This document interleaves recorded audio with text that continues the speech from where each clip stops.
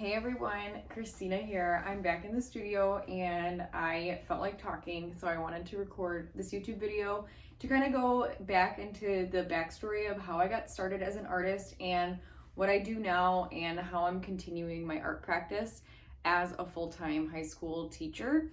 So to go back to the beginnings of this story, we have to go back to 2015. I had just graduated high school. And in high school, I only took one art class. I took glass art. I loved it so much. I would make pendants and it was such an amazing experience. And now I'm teaching jewelry and I set up a glass torch because I used to do it in high school and I loved it so much. So hopefully I'll be able to share more of that glass art journey with you guys on here later. But anyways, so in high school, I only took that one art class, but it really stuck with me and I really loved it. Then when I went to college, I went to community college for 2 years and I didn't know what I wanted to do exactly. I was in a horrible post high school state of what do I do with my life? It was very dramatic. I think I maybe over dramatized it. But anyways, yeah, that was crazy, figuring out what I wanted to do. I was taking environmental science. I thought I wanted to major in environmental science because I love nature, I love plants. I was working at a plant store at the time. But anyways, I realized environmental science is a bunch of math and statistics, which I hated. So that was a no-go. So anyways, I kept taking art classes at the community college I was at. I took ceramics and I loved it. And then I took what else did I take? Literally just ceramics, but anyways, I was just taking a bunch of classes and whatever. Then I transferred out of community college after 2 years and I went to North Park University, and my goal in mind was to major in education. And I should throw in also that I actually went to Loyola University for about a week and it just was a horrible fit for me. I was going through a lot of stuff at the time and I decided to drop out after literally 1 week of going there. And I dropped out and I was I'm not going back. And I took a semester off of college and I just kind of traveled with my mom and did random things, and I wasn't really doing that great. I didn't know what I wanted. I was confused and it was just a really hard time. So if you're in that stage between high school and college, I just want you to know you're not alone because I went through it. It was a whole roller coaster journey. But anyways, that semester ended and I went back to community college. So this was my second year of community college. Let's say I did one more semester of community college that spring semester. And then the following year, I enrolled in North Park University. And I decided on an education major. And I was also, again, taking art classes just because I loved art. And I took a sculpture class and we made paper hats and did a bunch of random sculpture things. And it was really fun. And at this point, I was just in art classes for fun. And I was just doing education classes because I was just oh, I'll just be an elementary teacher. It's fine, whatever. And then there was this girl in my education classes who was I am doing art education. And then in that moment, a light bulb went off and I was duh, why didn't I think of this sooner? I am meant to be an art educator. I obviously like art. I want to be an educator anyways, so it just totally made sense to do art education. Art education. It's a major. Who would have thought? It's a 4-year degree. And best decision ever. So I was my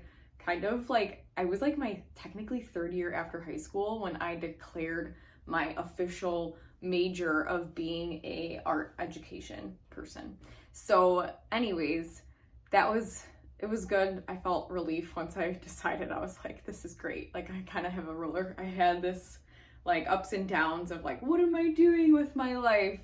And it led me to this path of figuring out art education is the right path for me. But anyways, in college, like I said, I only had taken one art class in high school and it was glass art. So I had literally no formal training in figure drawing. I had no training in drawing whatsoever. I could not even draw a line. Like I didn't know how to draw anything. And when I got to art school, I was kind of intimidated because everyone knew how to draw faces and was like really proportional and like knew things about value and all these art things. Like I didn't know anything about art, and I was a junior and graduating in 2 years with a supposed art degree. So it was kind of like a crash course of like art, like this is what it is. And I took painting one, I took drawing one, and then eventually painting, and then painting 2, drawing 2. I took printmaking. I took independent study in ceramics because I really like sculptural things and ceramics. But yeah, like the drawing did not come easily to me. Like I had no formal training, and so I just was drawing squiggles a lot in my sketchbook. And our professors had us do like a daily drawing exercise where we just drew every single day, and it could be whatever we wanted to draw. And I basically would just squiggle. Like I would just draw squiggles because I didn't know what else to draw. Like I literally didn't know what to draw. All right, so this was like one of my first sort of drawings in college when I started to realize that lines can make really nice looking artwork. So yeah, I just like would just draw these like random squiggles and little lines and just kind of like have fun with it. And like, I don't know, I was just kind of winging it. My professors were very like chill on the proportions. They weren't as interested in our like technical skills, but they were more interested in the process and like how you are using your mind and like intuitively creating something, building up layers and creating a piece with depth and meaning rather than making a piece that is like analytically correct. So I think that was really helpful in my kind of journey of creating art because I didn't have that pressure of making things that were quote unquote like perfect or hyper realistic, because that wasn't really the goal my professors were trying to push onto us. Like they were more interested in making us like critical thinkers and making our work more meaningful and a little bit more deep than just being able to replicate something. So also, that being said, like if you're an artist and you feel like you don't like realism, it is okay, because honestly, in my opinion, realism, like being able to copy something is like anyone can learn that, anyone can do that. And just because you can draw realistically doesn't necessarily make you an artist. Like I feel like being an artist, you also kind of need to be a writer and a philosopher. You need to have all three of those things: artist, writer, philosopher, like all in one. And if you only have that art thing where you only know how to paint or draw realistically, you're kind of missing out on like what it really means to be an artist, which is like having those deep thoughts and connections with the pieces and not just kind of drawing something to be hyper realistic. So anyways, going back to my college career, drawing 2 was when things started to really like escalate for me, because it was getting a little more higher level thinking, and my professor was pushing us more to talk about our work and make more meaningful work. And it was a figure drawing class, so the entire semester we were drawing nude models. We were like looking at these like old women with shrivelly skin and like having to draw them, and had a guy with his private part pierced, which was really interesting. We had to look at him naked for like 4 days and draw him. So that was really fun, but like it wasn't my thing. Like I don't think I like drawing figures. Again, I had no formal training, so my figures were like very like abstract and like funky and like not proportional at all. But I was like, whatever, like it's just an art class, like I'm having fun with it, like it is what it is. It's not like I was being graded on like if it was anatomically correct or not. It was just more based on like, again, your process. So anyways, that drawing 2 class, the final project was, the prompt we were given was to draw something that had to do with the human experience. So it didn't necessarily had to be like a figure, it just had to be something relating to our human experience. And so I literally took that idea and like went with it because, again, I hated drawing. I had no interest in drawing a human figure, but I did have this like call to create work about the human experience. And so that's kind of what I did. I thought about what human experience I personally like love and resonated with, and I kind of just dove into that and just kind of kept exploring that idea. So yeah, so basically, like for my final, I decided I wanted to draw something based off of a photograph of water in Greece because, again, like I was saying, I was like feeling like I wanted to call on my personal experiences.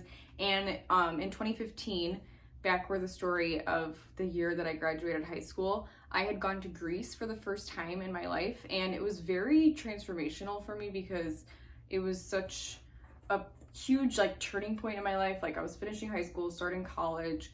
My whole childhood I had dreamt of going to Greece because that's where my grandparents are from, and I never had the opportunity to go to Greece because of financial reasons, where like all my Greek friends were like going to Greece every summer. Like I was here every summer, and I always like longed to like go to Greece and like experience what the hype was about and just like reconnect with my roots and like where my grandparents were from. And so that year, 2015, it was really special that I was able to travel to Greece with my sister. And but yeah, basically like on the last day of our trip, I remember being in the water, and the water was purple. I kid you not, it was purple, literally like the sweatshirt. And the sun was setting and the water was just purple, like this beautiful light purple. And I'm probably gonna do something purple at some point in my life, but I'm not quite there yet. But anyways, I digress again. The water was so purple and the sunset was so perfect, and it was our last day in Greece, and I just remember like being in the water, and it was just so peaceful and so calm, and I just remember like feeling so like at peace and like satisfied that I had gone to Greece and been in Greece, and I was like, this is like the last day of me being here. And it was just this really special moment of being in the water. And I remembered that like 4 years, this is like 4 or 5 years later now. And I just remembered that feeling of like peace and serenity and like feeling at home and like feeling that moment of just silence in the water. And I think everyone can kind of relate to that experience. I don't think I'm the only one that loves the ocean and can really dwell in the feeling of being in the water. But so yeah, anyways, for this project I was like, I'm gonna do something relating to the water. And I just looked at that photo of water, like I looked at a picture of water, and I looked at it and I zoomed in on the picture and I just started drawing. So this is one of the first drawings that I did for that final drawing project in that figure drawing final. And it was an abstraction of the water. And what's interesting is that it turned out to be like super abstract, almost surreal looking. And the goal was for the viewer to not really understand what they're looking at and to question what they're seeing. And it's not really supposed to be like, I'm not trying to make you think that you're looking at water. I'm trying to make you question what you're looking at. Like, do you see a face? Like some people would pull out an eyelash and a mouth and a nose here. Some people see a horse's nose and the horse's eye, or some people see a bird up in here. So it's interesting that the work kind of pulls out all these little images.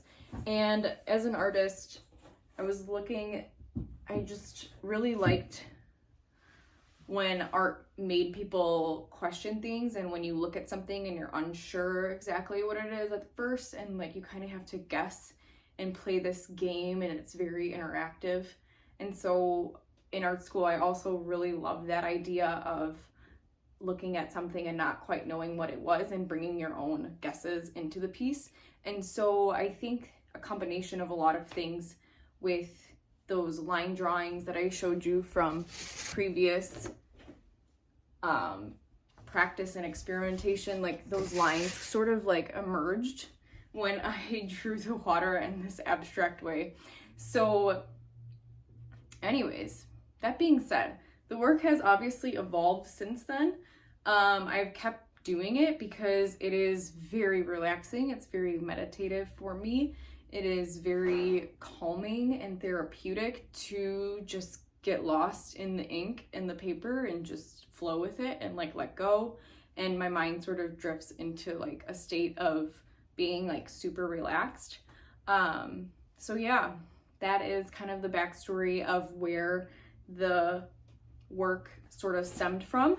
But yeah, anyways, right now I'm working on a new series, also relating to the original drawings. All my work kind of stems from those original drawings from that drawing final. But yeah, this piece now that I'm working on, it's behind me. It's actually larger than I am. Let's see.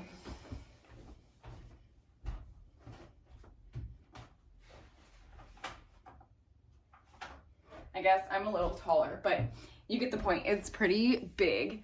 But yeah, this piece is my biggest piece yet. I stretched the canvas myself. If you're interested, I can do a stretching canvas video one day. Ooh, I'm gonna get really crazy YouTuber over here stretching canvases for people. I can show you. It's really not that hard.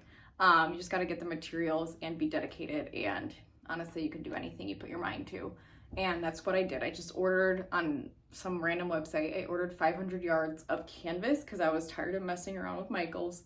And I buy the stretcher bars at Blick Art Materials. I don't recommend buying wood from Home Depot and trying to build it yourself, because I did that and that did not work because I am not a professional framer. So yeah, if you're interested in stretching your own canvases, I highly recommend doing it, but you just have to make sure you do your research. I would get pre-made stretcher bars, and you can glue the frame together and then staple the canvas to the piece. Anyways, side tangent again, but back to the work.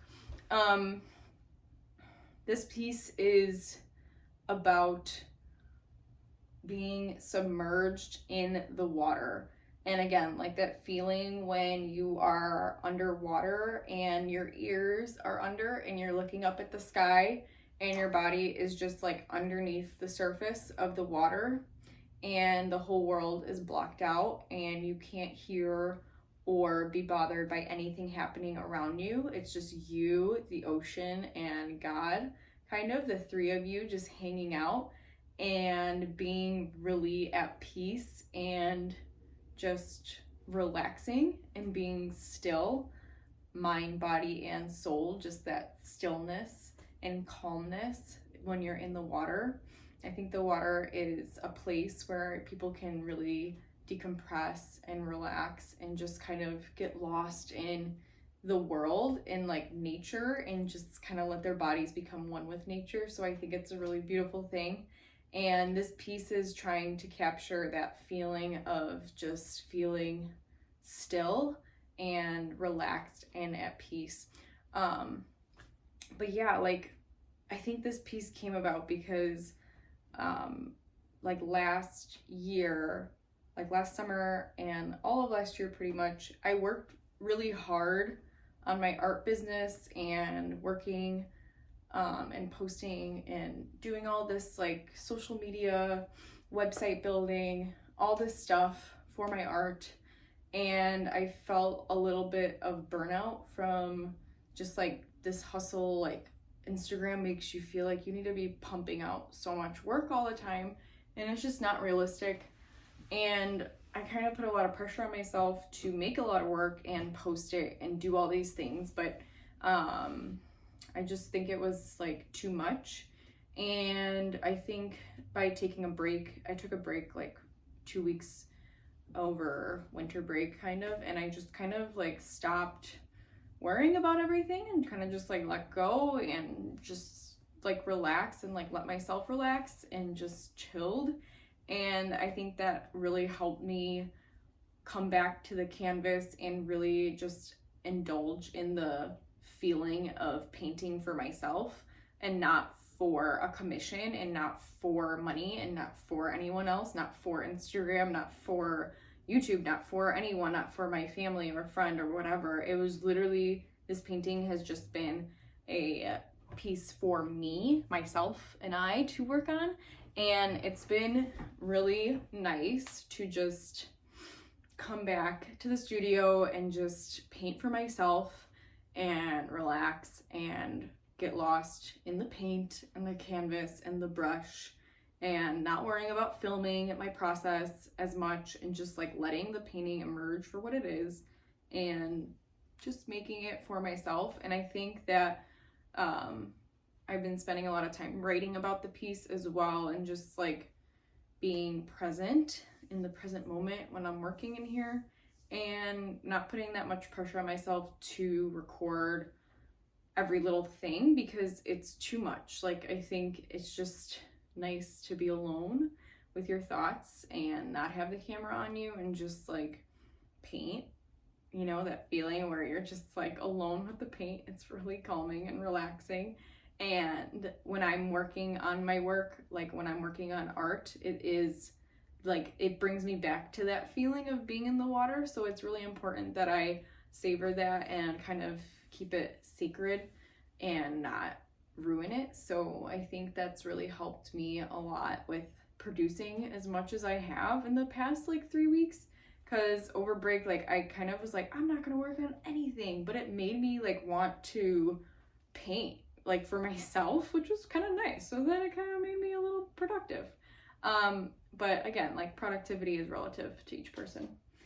Anyways, I have another one on the floor and another one behind me, and I'm just like working. Like, it's fun. It's a lot of fun, and I'm just like enjoying the process and having fun with it. So yeah, my advice is just to have fun with your work. Don't put so much pressure on yourself. Make work because you want to make it. Make it because it makes you feel good. And if you do it for yourself, then your work like will inherently be a lot more genuine, a lot better, a lot more interesting, a lot more like, I feel like a lot more people will respond to it if you are just genuine with yourself and your work and you're not pushing things out just to push things, and you are making the work because you want to make meaningful work, not because you want to post your reel on Instagram, you know? So anyways, that's just my 2 cents. But thanks for listening to me rant. I think I'm done now. And let me know if you like these videos. I know they're a little talky, but I hope you enjoyed. And if you have any questions about being an artist, being a teacher, want me to talk about my work more or whatever, let me know and I'll be back. Thanks so much for watching till the end, and if you haven't subscribed, please do. I'm gonna keep making videos like this, and thanks for your support. Love you.